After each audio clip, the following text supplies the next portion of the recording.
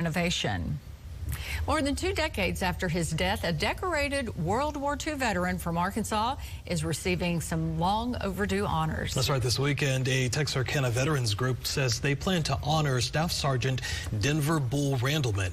KTBS 3's Julie Parr tonight taking a look back at the amazing life of an American hero.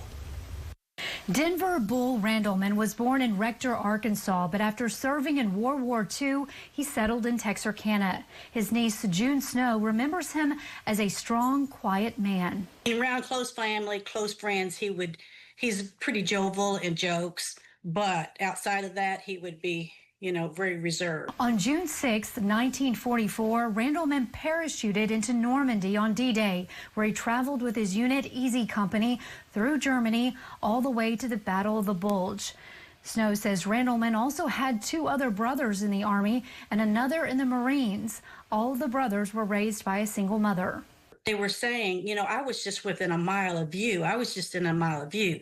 So I know 4 brothers were there at the same time and didn't know it till after the war. I mean, how extraordinary was that all 4 of that same family member came home? We're a special group.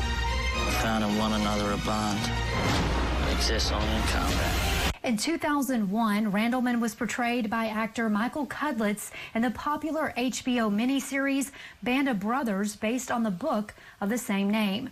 He died 2 years after the series debuted. He was also considered according to Dick Winters, who was the commanding officer of the Easy Company, said he was the best soldier he ever had. Tom Ornberg is the quartermaster for VFW Post 4562. During this year's Vet Fest, he says the Texarkana Post will be renamed in honor of Randleman.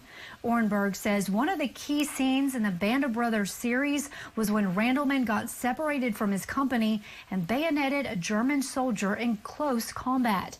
He says it was a real event that actually happened twice.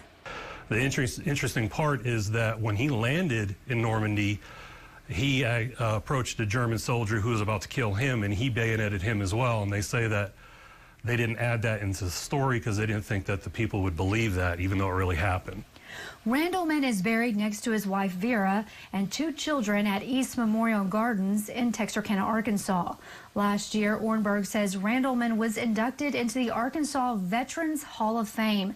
Attorney General Tim Griffin also recently announced plans to erect a statue of Randleman in downtown Little Rock. I wish it was there when he was alive, but, that legacy at least will remain. Reporting in Texarkana, Arkansas, Julie Parr, KTBS 3 News.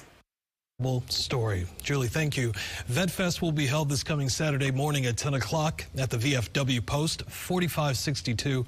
That's located on East 9th Street in Texarkana, Arkansas.